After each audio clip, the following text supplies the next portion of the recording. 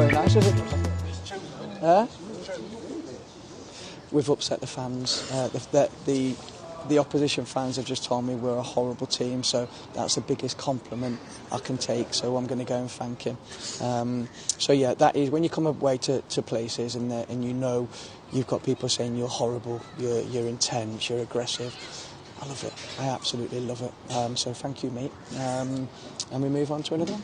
No, thank you, Mr. Murray, for that wonderful interview. That cheered us up even more on Saturday after that wonderful last-minute equaliser, which we're going to get into tonight with our two wonderful guests. We've got a young team tonight. We've got Ronan back and Danny, fresh from the travels to Harrogate. Ronan, how are you? Yeah, good, thank you, Jonny. A bit more life in me following that result on Saturday. So yeah, looking forward to getting stuck into it. Cool. And Danny, I can see you're on mute, so let's not do that kind of office wanker stuff. There you go. You brought yourself off. How are you? Yeah, good, mate. I'm good. A lot better than I was after about 86 minutes on Saturday. Well, honestly, it felt like deja vu, didn't it? And then the joy afterwards. I think we've been on a high since, weirdly. Yeah, and I saw you both on the telly. You certainly made your feelings clear as you tumbled down about 20 blocks of stairs or something like that to celebrate that one at the front. Thoroughly enjoyable. If you look at it, you can tell me telling both Ronan and Lewis that I told them everything they need to know about Innis Cameron in pre-season, and that this is his year. So keep it up, Innis. We love it. Yeah. Well, let's get into it. Let's bring the old "That Was the Week That Was" jingle back, because it's making its debut for this season. That was the week that was. It's over. Let it go. Right, Ronan, I'll start with you. You're our privileged match reporter for the Given Beans website. So for anybody who's listening and hasn't read the Harrogate match report, get yourself to www.givenbeans.co.uk and read that. Ronan, like I said, you had the pleasure of delivering that report. Talk us through it. Yeah, if you did enjoy what I wrote, then you might enjoy the next 45 minutes. And if you didn't, then unlucky, really, innit? Yeah, I really enjoyed it. We were much improved on what we had been over the last sort of two games. I mean, you can maybe see Hartlepool aside, we were probably a little bit unlucky. Really, we were beat by two good moments of quality. And then the week after against Hornchurch, we were absolutely, we offered pretty much nothing. And then Saturday came, and I think I said in the car, Danny and the two lads who were chatting with, I said, I just don't see us not getting a result today. I can't put my finger on it. Maybe not a win, but I just had a feeling we'd get something there, which is quite positive for me. For one, viewers will probably know if they listened to anything from January last year, it was a bit dour. And the fact that we don't really get anything at Harrogate. So I think the way we sort of applied ourselves to the game and the changes that he made, bringing Marriott back into the side, and then doing that clever thing where he sort of doubled up on the left with Lottie Fairweather and Amos in that sort of 4 that turned into a 5, that in possession, out possession crack. We looked good and we were quite impressive. I mean, we gifted them the first goal. Marriott should have, crippled that lad in the middle of the park, but I genuinely think he did try. He just couldn't catch him. He was running in treacle, to be honest. And then Ben Winterbottom makes about as much of an attempt to save that ball as fucking, I don't know, any equal comparison that you could probably put in that line there, because it was that fucking shite.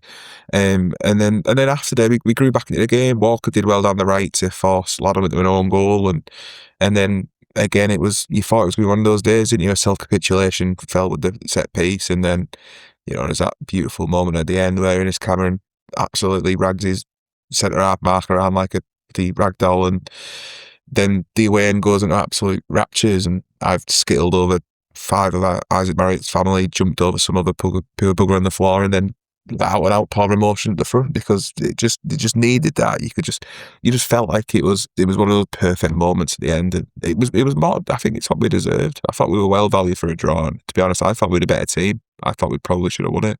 Yeah. When they got their second, it was like the feeling was the way I kind of dealt with it was like going, it's okay, I've been here before, I can handle this. I know what disappointment feels like in general, and I know what disappointment feels like in Harrogate. Quite quite unfortunately a lot. So I was kind of like doing that type of thing and not really expecting anything. I was just thinking, do and watch the rest of it. And then yeah, I know, Ronan, you kind of got maybe accused of celebrating too much for what was an equaliser. I know kind of Harrogate fans will certainly be like, oh, yes, the FA Cup final and stuff like that. But yeah, I mean, it was it must have felt good at that point. It certainly felt good sat home watching it. So yeah, on that point, by the way, the day I stop celebrating last minute goals, if they're equalisers or winners or whatever, just bury it. Like, football's not for me if we can't enjoy them moments. Like, people talk about over celebrating. Christ, it's 90 plus bloody 7, and your striker's just got equalised after you probably deserve to get some out of the game. Just it's so fucking miserable, and enjoy something. Get out the house and look at the sunshine and go into the fields and stuff like that. Absolute miserable git. Like, it's a bit of joy in it. But to be fair, but my last point is just, we went 2-1 down. I thought the support was absolutely brilliant. I thought they had a good 30 seconds of sort of a bit of a sulk, and I thought the support was fantastic from then on. We really got them back over the line to get that goal. Yeah.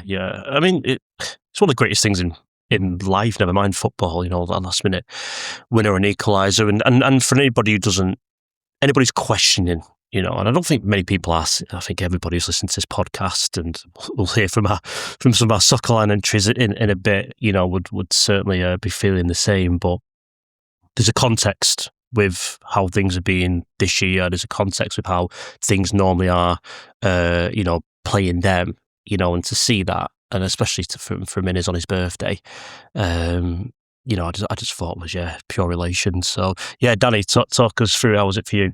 Exact same. It's like Ronan said there. Really, it felt very much like a trip to Harrogate. I mean, the roads were shite on the way there. Every sort of traffic we could have come up against. We're going through road closed signs like Ronan put in his match report, and you just we were waiting for a blockade of just to get to a point where we just couldn't fucking go any further. And actually, that never came. But then it just felt. And eventually we got in the ground. We got to the ground and we're waiting outside the turnstiles because they wouldn't open a turnstile because, it's Barra. And then with a better side, we're playing, especially that second half, I thought we had them on the ropes. I've never seen a Simon Weaver side look so scared than they did at us from about the hour mark till about the 80th minute. Them 20 minutes, we absolutely battered them without scoring.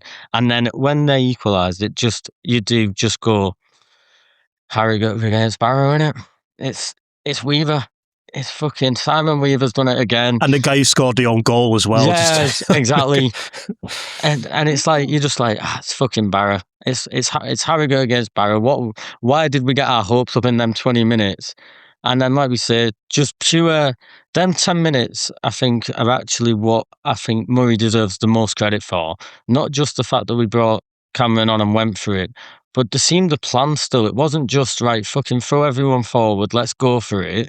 It was a bit of that, don't get us wrong. It was a bit helter-skelter at the end. They had that 3-on-1, which, lo and behold, if I see the lad that passed it straight to Whitfield, I think we all owe him a pint, because how that didn't end up in a goal is beyond me. Although I'll probably pour a pint over the one that absolutely killed Oakley before it. But yeah, for us, and then you think as well, I don't think anyone said this actually, but almost we've had the chance just before the corner where it falls to Diggy and you just go in, just fucking finish it. And I think that either their centre half came across and blocked it, or the keeper came out, and all of a sudden we've just, like you say, get the corner. And that is just one of the pure moments of elation we've had, because we haven't had that.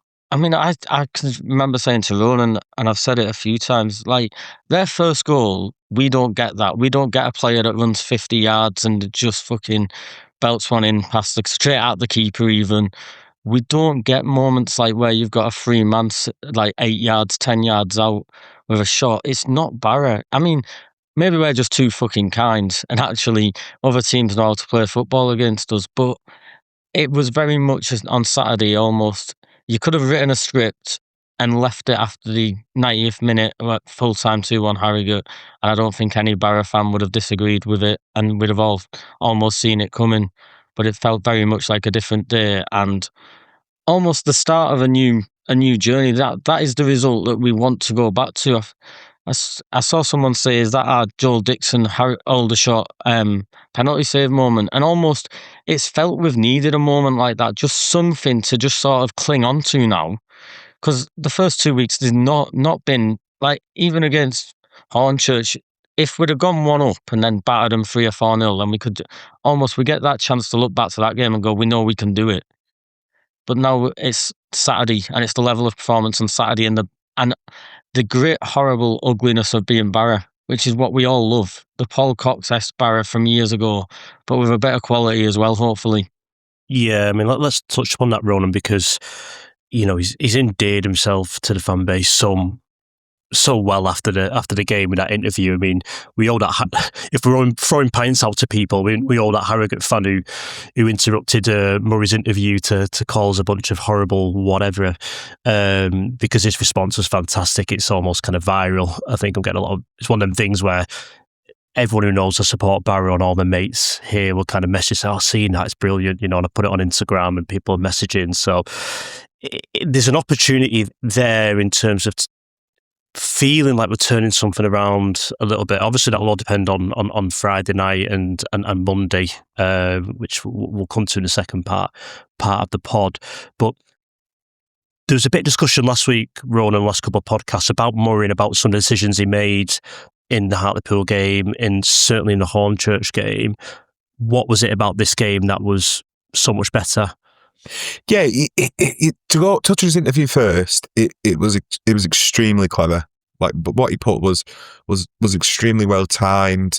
I'm not doubting the sincerity that Tommy I had, because I genuinely believe in the words he said. But it was a time where he not only the context of what he said after the result, but just where he dropped it in the interview as well. I thought it was because in the interview, Adam almost loses him at one point. It's not his fault. It's just because he asks a question about Harrogate and how they got relegated, and he almost sees his bum a bit. Do you know what I mean? And then to get him back around and that's such a positive ending and going back into support, it was almost emotional with what he said, because it resonated to, I think, not only, you know, those three who sat on the pod, but to a lot of Barra fans really about the suffering and the pain we've gone through for the last sort of, you know, 18 to 12 months, without sounding like, you know, Ruben Amorim going about suffering.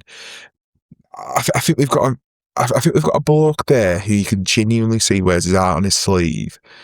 He has, I like to believe he's got the best interest in the football club at his heart, and let's not forget, he's in a position now where we've changed our infrastructure as a football club, and every footballing decision comes down to him. I mean, I suppose that's the job he took on, and he knew that before he was starting.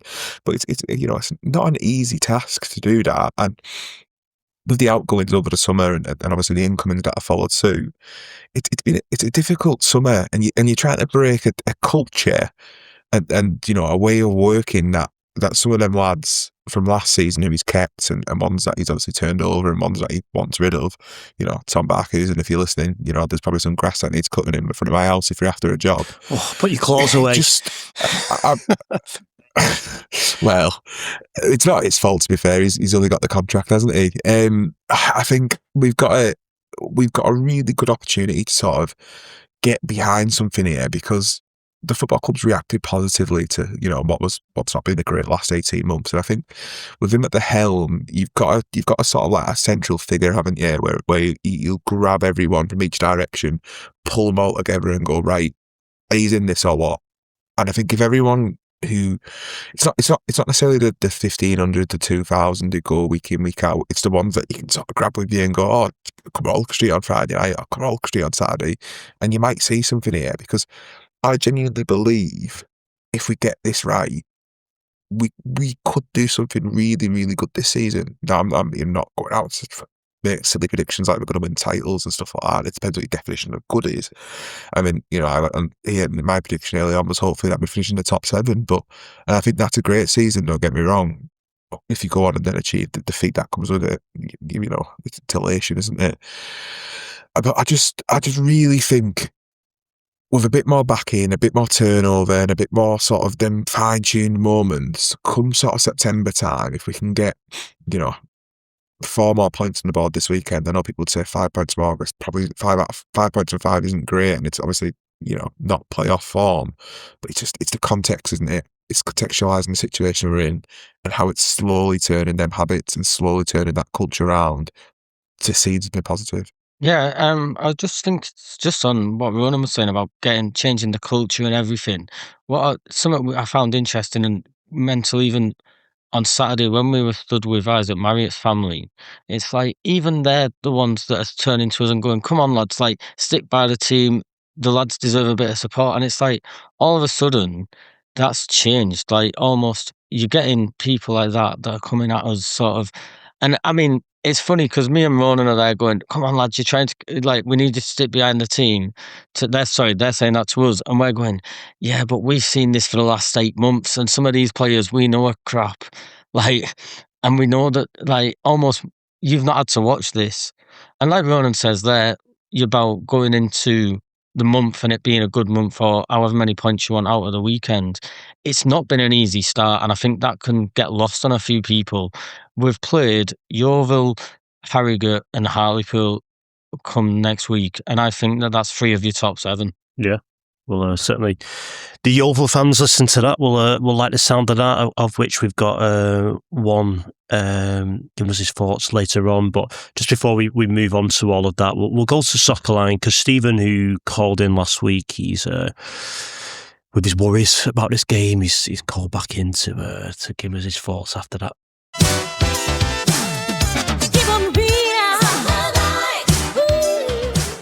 Hi guys, Stephen here. First of all, I just want to say, get in there, my son. We upset the Harrogate fans. That is exactly the result we need. Brilliant. And Murray, the way you dealt with it, fantastic, my son. Absolute legend of a manager. And that is exactly what we need. We want people to say that we're a horrible and aggressive team to play against. That is exactly what we're looking for. Yes. The game itself, I'm quite glad to come away with a point because I don't think any of us were expecting to come away with anything. Harrogate being our bogey team, it was quite good to go there and ruffle a few feathers. And Innes Cameron's header at the end, beautiful. And very happy birthday to him for doing that as well. So yeah, absolutely brilliant. Here's to the next game against Yeovil. Get in. Come on, Barra.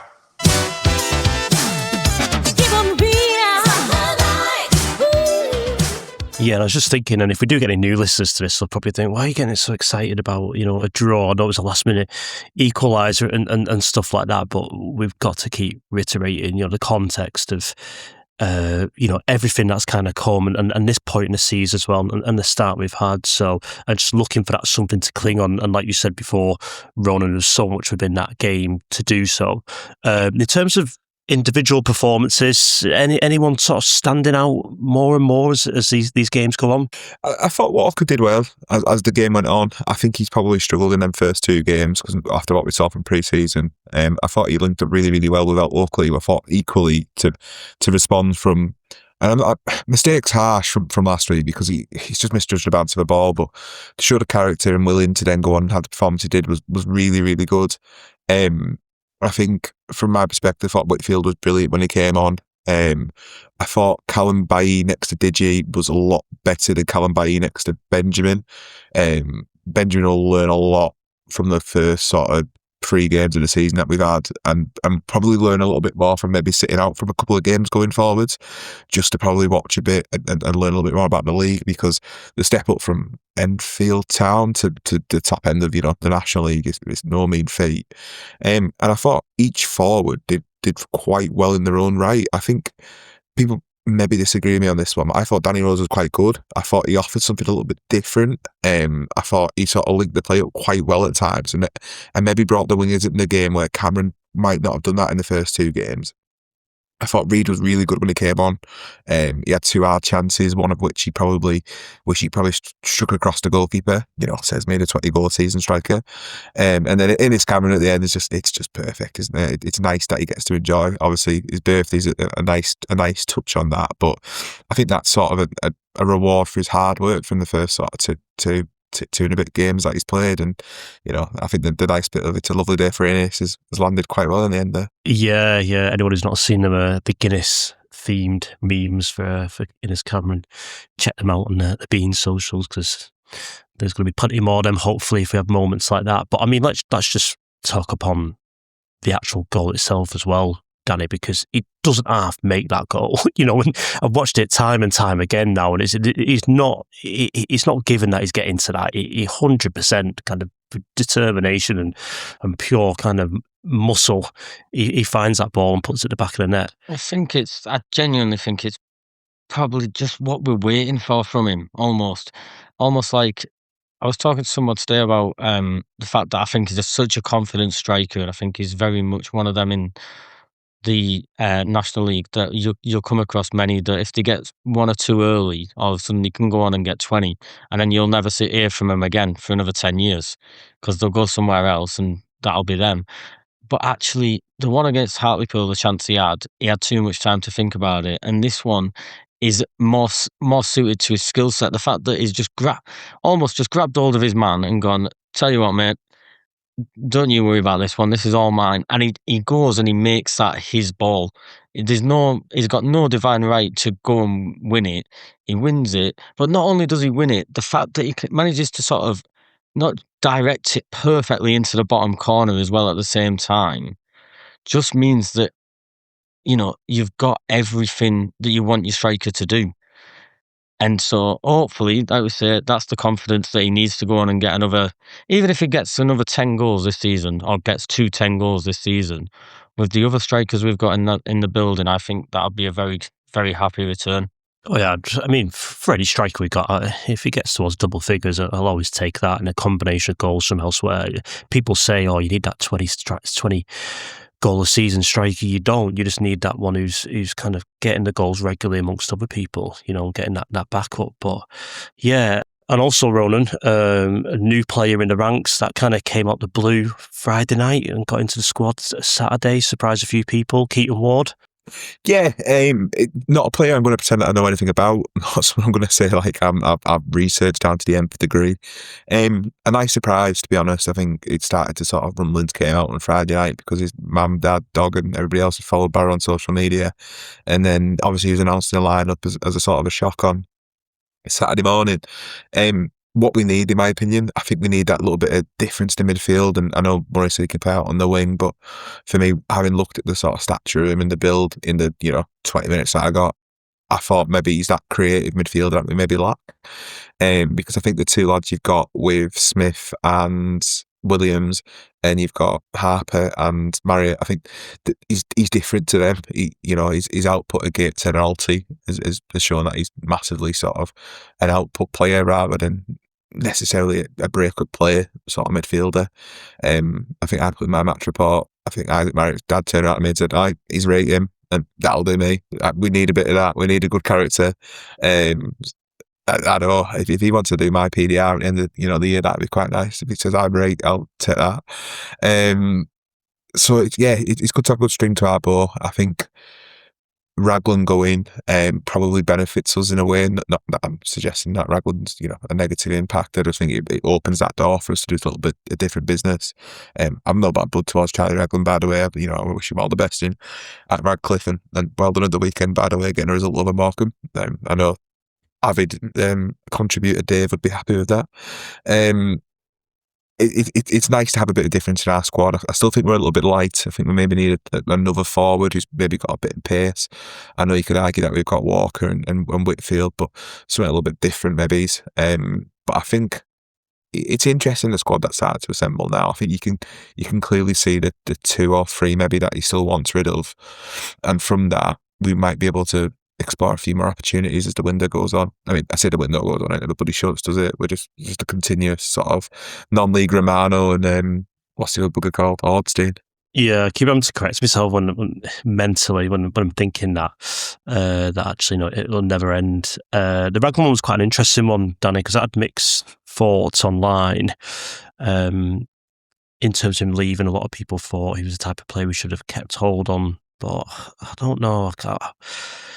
Sort of yet to sort of be convinced, that he kind of came in and he was that player that kind of drove Oldham to, the playoffs and ultimately to the, getting promoted back into the league. I don't think we've ever really seen that, and the fact that he's took this decision to go to Radcliffe and this talk there that he's doing that because he's also got part-time interest in football and full-time interest in something, he's building a career outside of football.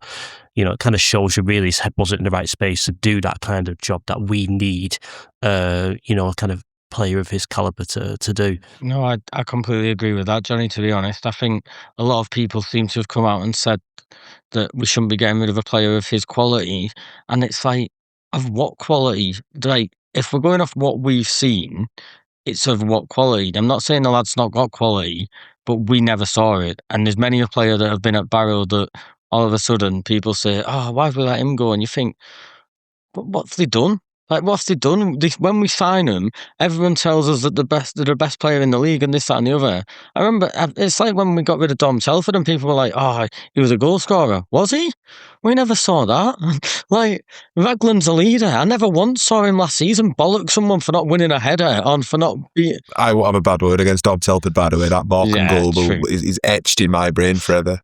But it's things like that as a fan base, sometimes we just seem to get attached to players for no reason, really. And like I say, I'm completely in agreement with both of you that there's no bad blood from any of us towards him. We're not sitting here now going, he's crap, we should have got rid of him last season, and I hope that Radcliffe aren't giving him a penny or letting him play a game. Like, we want him to do well, but at the end of the day, Murray didn't want him. He didn't want to be part of what we're building. And almost, when you look at the defence at the minute, it's playing on the halfway line. I don't even think he could play on his 18-yard box running back, let alone on the halfway line. So it's not what we need, is it? Yeah, case closed for me. I think you summed it up perfectly there. Let's while we're still on last week's game, let's go back to the soccer line. 07 4 2, yeah. 39 65 it's the Spillin the Beans soccer line.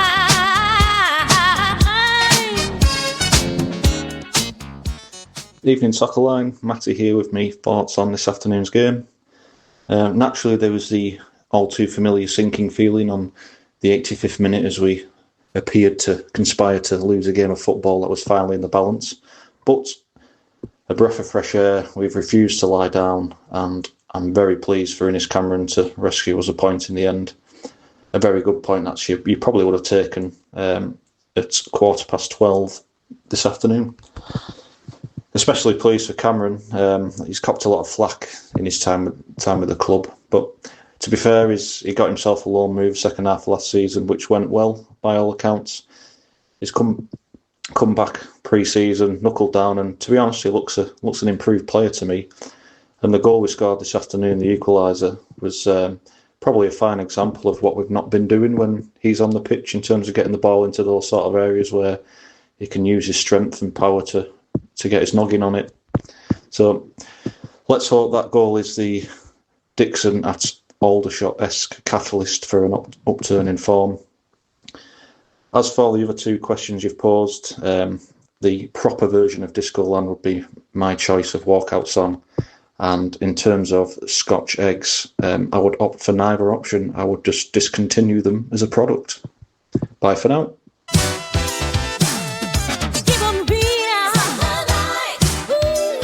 Yeah, nice one, Matty, and more on walkout songs and Scotch eggs actually very shortly. But just on again on the Innes Cameron thing, I don't know if it's recency bias for me, but I can't remember the last time we actually scored a header like that. I feel like we've not had somebody, who's able to kind of just muscle his way in.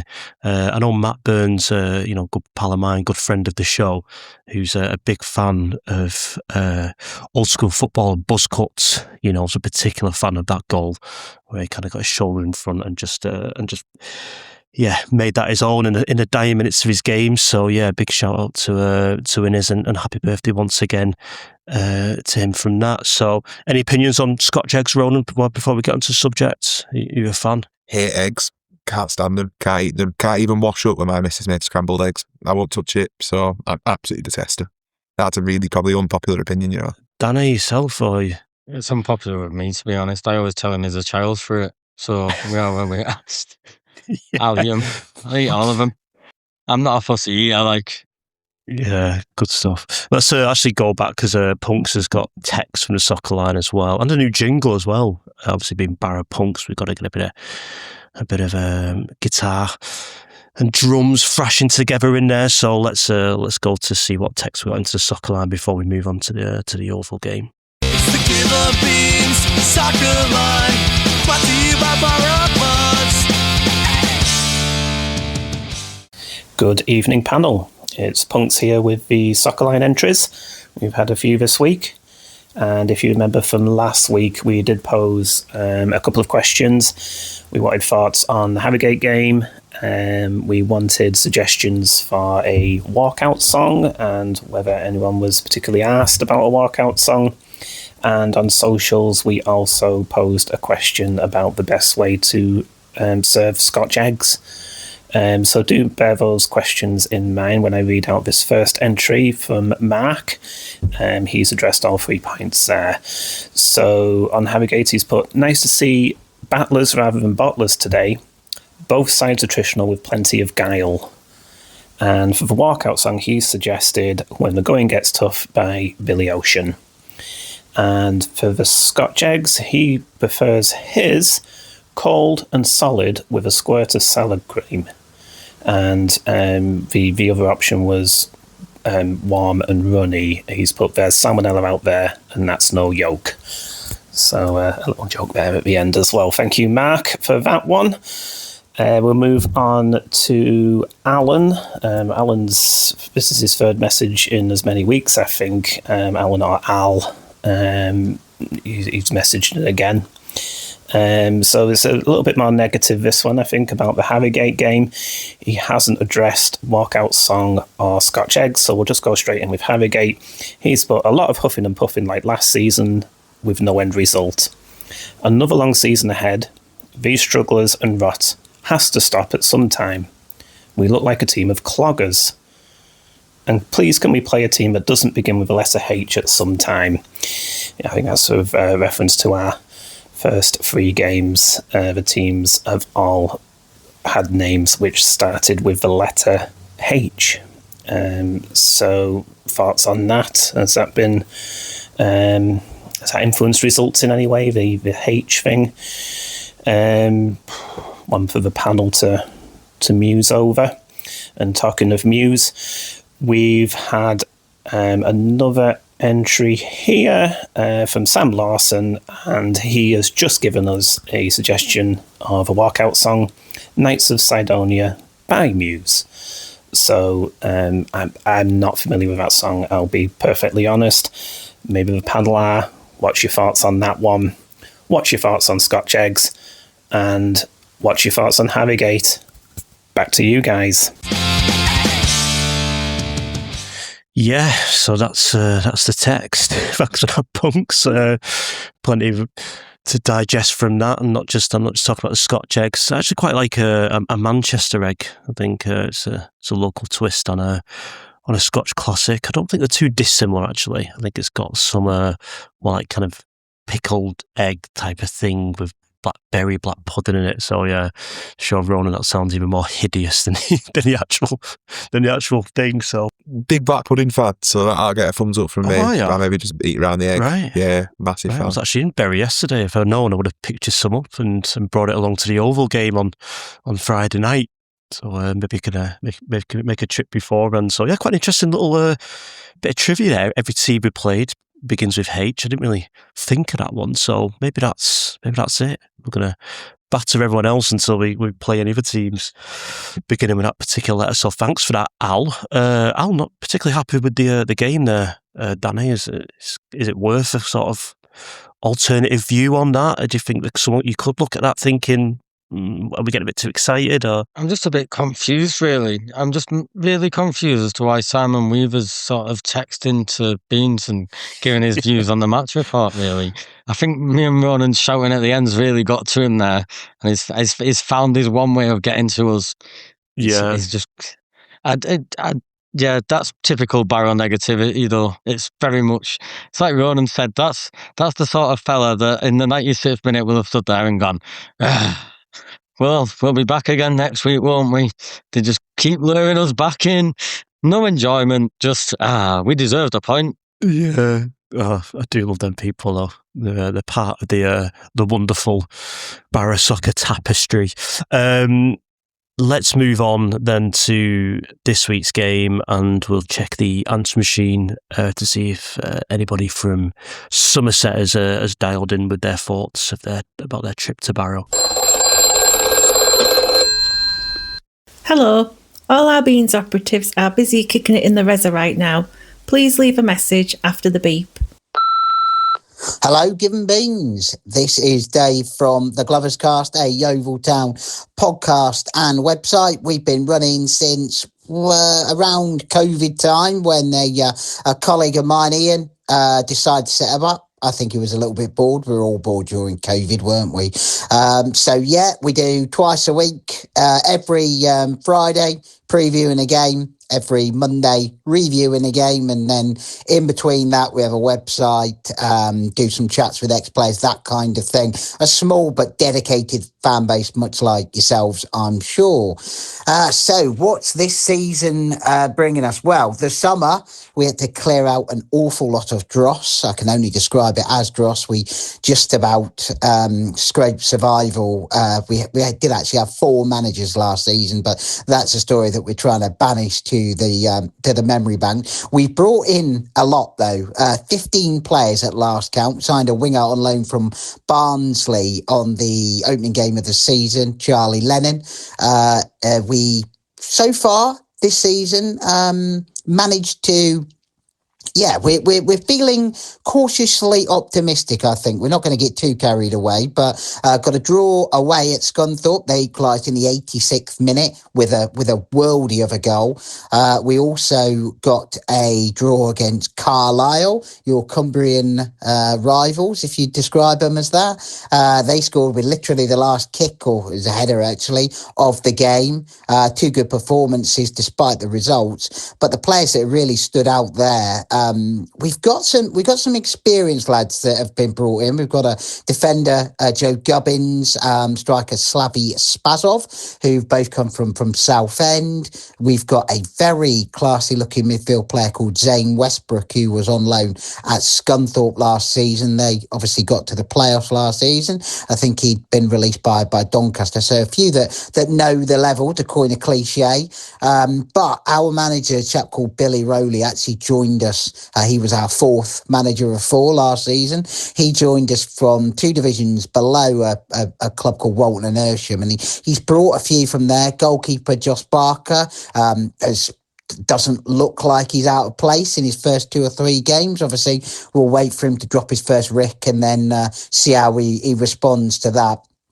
But also a striker who we've signed from, he was at Scarborough Athletic in National League North, a guy called Steve Walker, who's scored a couple, looks like a good finisher as well. So, yeah, we're feeling worryingly, say optimistic. We've obviously, if anybody knows the past 10 or 12 years of Yeovil Town's history, you'll know that we're not the types to get carried away. But Barrow this Friday. Yeah, Friday night in Barrow. Thank you, DAZN, for that one. But it's going to be an interesting one because you guys have obviously just come down. You never quite know what you're going to get from a club that's come down from the Football League. But you've got some good players, and I'm sure you will. You'll be a challenge. So we fully expect a tough game. It'll be a good test for us, I think.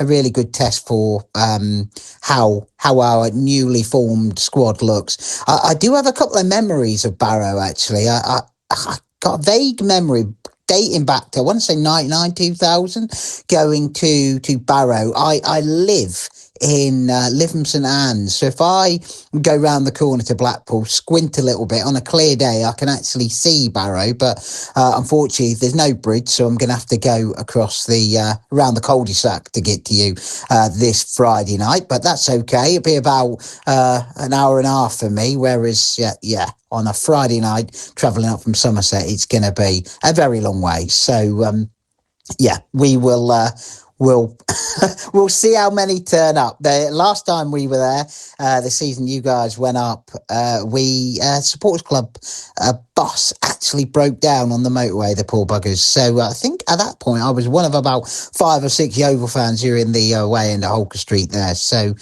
let's hope they have a better trip this time. So yeah, looking forward to it, and we'll see you there. Yep, cheers, that David. That wasn't Ian Holloway, by the way, in case people were wondering for the first minute of that. I love that accent now. West Country, Somerset and stuff like that. It's West Country now, I'm assuming. I've got terrible southern geography, mate. Anything south of, sort of, say, Stoke, unless it's in the kind of the M25 circle, because I've no idea where it kind of is. So when I hear that accent, I'd assume Somerset is all. It's West Country, Glastonbury, and all that type of. Yeah, it's like Taunton and that, isn't that's it? the one. It's so yeah. Apologies for that poor geography and anyone offended in that area. But actually came to us through a good pal of mine, a good pal of the fanzine, Seb White, who was with us on that infamous night where we won the Fanzine of the Year, the Football Supporters Association Award. Seb is a Yeovil fan, but he's put us in touch with David there on their podcast. So yeah, thanks for doing that. And we're looking forward to hopefully catching a pint on Friday night. But Yeovil, Ronan, they've had a pretty decent start. They've not lost a game so far after playing some tough opposition, if you can consider Carlisle that. How are you feeling about Friday night? Excited, looking forward to it. So after the back of the result that we got on Saturday, I think when you end the game like that, you just want the next one to come around as quickly as possible, really. I think without touching on something we might touch on later, obviously we've got the display in the Holker Street end, so that's a little bit else to get excited about. It's one of them, in it. Friday night at Holker Street, there's not really an excuse, because there's no sort of Saturday where your missus is sort of been, dragging you out to go shopping, but the Trafford Centre on a 2-hour drive, or you've got the kids, you sort of, wanting to go and do various stuff that kids do. I don't know, as you can tell, I don't have children. Vape. Well, yeah. Just go vape with your kids. Especially Barrowtown Centre, so that's how the statue just vaping. So yeah, I think it should be a good evening. The club have put a bit on to try and get folk in through the Furness Prem bit. Yeah, it's exciting. I'm looking forward to walking down the hill and sort of getting the sort of dust, because we walk down at Holker Street. Yeah, I feel like since we've come down as well, and I feel like we know less and less about the teams we're playing. I mean, Yeovil are pretty established sides, and certainly a side that you think if they get it together, they've got backing down there, in terms of a decent fan base and a decent club, and they've been, I think, as high as a championship before in the Yeovil. Did they get into that one year? Seems to think there was a golden era for them, certainly. So they're going to be a challenge, and if David's right in terms of some of his ambitions there and some of the players that he's brought in, it's going to be a good test for us. There's expectation that we should have beat Hornchurch. I don't think many people will say there's a full expectation that we should win on Friday, Danny. No, I think there'll be a lot of people though that'll expect us to be one of them games where we've come down and we should be beating Yeovil, because they're a side that have been at the level for a while, and it's not that easy. I mean, listening to our Yeovil friend there, they've obviously had as much turnover through the summer as we have. Like, they've clearly had quite a big turnover, and it'll be a good challenge, because Murray's not used it as an excuse, so to speak, but it's always been, this side aren't fully playing how I want them to. And on Friday, he can't then turn around and say to us, well, they've had more time together, more chance to bed it together. They're very much in a similar boat of, we've both had a lot of change throughout the summer. We've both done our own thing, and Yeovil won't be easy. There's no such thing as an easy game in that league. I mean, Hornchurch have proved that to us already, haven't they? As much as it pains me to say it, they have, and that's very much as early as we are. I mean, they've surely hit the ground running with them 3 results, and that's almost, they've done what we hoped we could do, and it's now about us. We've got that 1 result and something to build on. I've just seen Holker Street a few too many times recently become a bit too much after the Lord Mayor's show. I'm really hoping that Friday doesn't become that, and that we get a good crowd in, like Ronan said, the support. Hopefully, many people will get onto the Furness Prem tickets offer.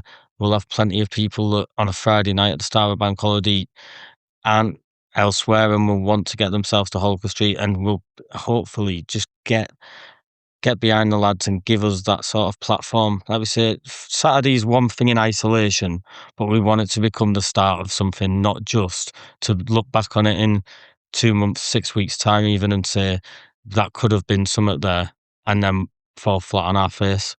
Yeah, I think you're right there, Danny, and we've seen this so many times, certainly over last season, and if Murray's still talking about, the kind of goals of last season still hanging around, that was one of the key things, where every time there was a sort of a moment, it was followed by something that would quickly extinguish that.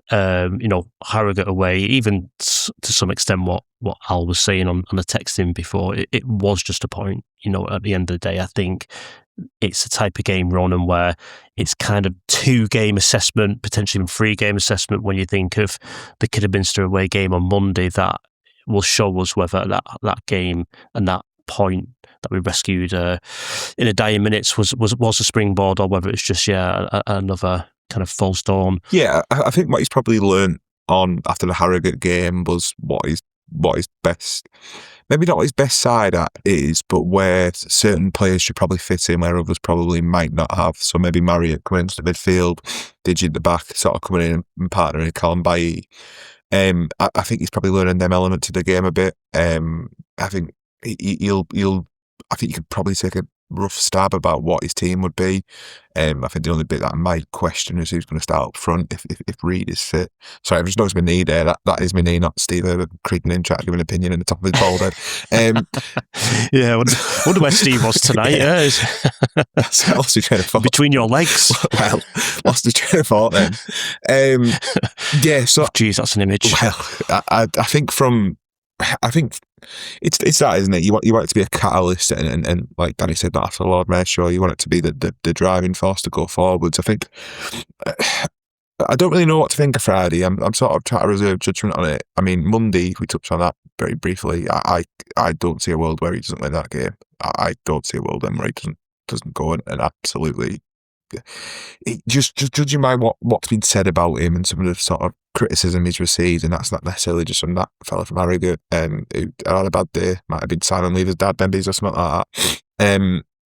I think he's got a point to prove there. I get people have different relationships with this, managers and whatnot. I mean, I'm not necessarily saying I was the fondest of Ian Ebbett when he left our building at the start.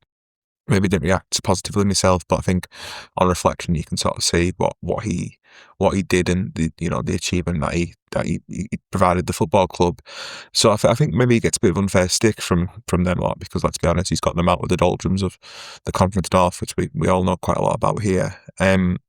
So I think in the next two, you're aiming sort of 4 points as part of the course. In my opinion, I think 6 points is dreamland, and anything below is sort of, your bogeys, your double bogeys, really, isn't it? I think Friday's a really good game. I think it's a really good opposition in that sense. And, David there on the dial mentioned it's a long journey. I think that does matter more at this level than it did maybe at League Two or League One, where finances are better and it's just that sort of level of comfort up than you kind of used to in the National League, especially if you've been down here for over a decade, which I think he mentioned.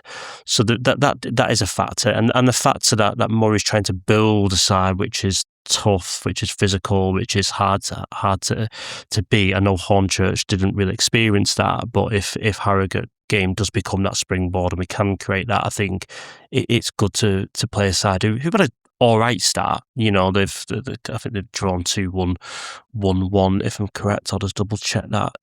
Yeah, that's true. They've won 1, drawn 2. So I think it's a decent type of test. And then to go to Kidderminster, which is a game he will no doubt, like you said, Ronan, be chomping at the bit to get to and to prove a point. I think I'd be really disappointed if I was sitting here this time next week on the back of 2 very disappointing games. I think that would be like, oh God, how long is this season really, really going to be?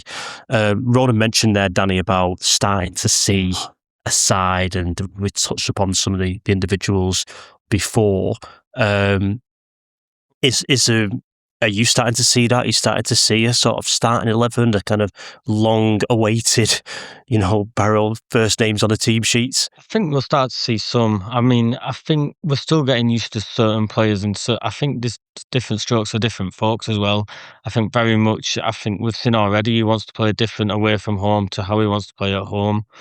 And that's only off the back of 1 home game and 2 away games. But almost we've seen it a bit differently. And now it's almost, I think we'll see a few. We will see a few. I think his midfield's a big one for me. I think once he's got his midfield nailed down, if we can get a good competitive, and with a bit of creativity in our wards in there, then actually hopefully that'll settle and everything else should hopefully just iron out around it. Because when you've got your core becomes so much more clearer to everyone else. And actually, we just don't seem to at the minute, and I don't think we ever did last season, have settled on a core group of players. And so if we can just do that, and I think we have seen that. I think you will see MJ and Marriott in midfield, and you will probably see Callum Bailey at the back, as we've found. It's just where everyone else fits in around that. Yeah, and I think you're so right. And Joe, to go back in time, it sort of feels like an eternity now. We talk about that core. I mean, we've never had one since Campbell got, left, and everything that was kind of built around them. As well, Key and Spence as well. And I know even when they were here, there was like people sort of putting some question marks around them, but it's exactly what you mean about that core when you can just build a team around. And I think that's the falling apart of them three, has just kind of seen the kind of decline of our footballing success on the pitch since. That was the issue for me when we let them go, and I don't want to keep harping back to that. I think we would pass that as a football club, but we almost never had a contingency plan for that. But when they were here, it was always if one of them three wasn't starting, you were surprised. Don't get me wrong, but always 2 of them 3 would start regardless. And we haven't had that since. We've never looked at a midfield and gone. And it's a typical Barrow thing. I think I've heard it from the Hog Street side for years, from the Wilkie side, that we don't have a midfield. But that was one time that we actually did, and if we can get one involved again, I genuinely think, especially with the midfield we've got, I mean, Murray said in his fans forum before the start of the season about how MJ Williams wanted to stay, and that's why he's giving him the captaincy, because he needed to sort of right the wrongs from last season. But when I do see him in the centre of our midfield, you'd forget how good a centre midfielder he is. And I think if we can just build around someone like him, we'll be up there. I think so. I think that's the potential this season, that there are the players there, and I think we've managed to sort of retain some elements of what could be a really good core, or something we can build around at least, but a lot hanging on MJ Williams, that's for sure. Let's leave it there. Let's move on to close this out, Ronan, with any other business. I mean, we mentioned the offer this Friday as well. It's worth just giving us some details on that for people listening and haven't seen the promotion that's available for this Friday. Yeah, it's going to be a bit like parish notices this, so I apologise. The first one I touch on, as Jonny just said there, is the football Barrow, as we refer him to normally, not just the football. You're not so weirdo like me. I put on an offer for Furness Prem teams, obviously noting that it's a Friday night, not a Saturday, where adults can get in, but anyone over the age of, I think it's 16 gets in for 15 quid, and anyone under the age of 16 is free. So that's a really good incentive to get them sort of folk in, because you often miss out for various commitments, and it'd be nice to see sort of folk come in locally and try and rebuild that connection that maybe we've lacked over the last few years. On top of that, you've got the winding down even of the 1901 club. You're in your last week for that, which ends next Monday on the 31st of August. So all that's going into your Barrow 125 contributions at the minute. 75% of that goes to that. 25% goes into your prize pot on a monthly basis. From that, touching on the fact and some constructive criticism from those within, that we've done, we've obviously done the Dock Museum expedition, we've done the reenactment game. We've got the T4 on Friday night, which I've had a bit of a first look at today. And I know I've shared a bit with yourself, Jonny. I mean, I'd like to send you a better photo, but barrels of wind was slipping out of my hands, and then, you know, bins and bits and bobs didn't really hold it down very well. So that's arrived, and that's all positive stuff. And then looking forward from your 125 stuff, you know, there's bits of merchandise that we're currently exploring. The view to bring that Dock Museum exhibition in-house, to do a little bit there. Steve Herbert's working extremely hard in the background on an education piece that'll be brought into primary schools. And a special mention as well to Peter Hawkridge, who's done a hell of a lot of work in the background to sort of support this display. And to be fair, Jonny, yourself and Punks as well, who's done the design element, so I thank you for that element. What else can I harp on about? And the last one would be Bus on Monday. If you fancy going to Kidderminster, which obviously you would, because what else would you rather do if bank holiday Monday? You know, gardening and that sounds pretty dull to me. The Trust Bus has got, I think it's 20 spaces left. I think it's 35 quid down the kiddie, so you might want to double check that. You can see Rich's happy face in the Trust shop on Friday night. He'll be happy to book you on, or I'm going to be in the Crossbar on Friday night, doing 1901 clubs and a bit of Trust admin till about 7 o'clock. So you can come and see me, you know, I'll sign some autographs, because I think this is about the third bit of bloody promotion I've done on this game from Harrogate. So yeah, that's everything I got to cover. Yeah, no, it's great. And like I say, take advantage of the promotion. I've actually just signed on for Crooklyn Casuals just to get a cheap ticket for the match. So, no, it's going to be a good night Friday. Like I say, it's a game to look forward to. You know, I know it's a bit mad being on Friday night, but I always love the opportunity to get into Holker Street and get under the floodlights. And hopefully, yeah, we can make it a good do and see our first win of the season, because even though it's been 4 games in now, it feels like it's been a long time coming. Must be something to do with the fact of a terrible 2026 and beyond. But yeah, Danny, thanks for your time. Ronan, I'll see you all at the weekend, and we'll catch up again next week after hopefully a successful bank holiday weekend. Cheers, Jonny. Cheers, Jonny. Round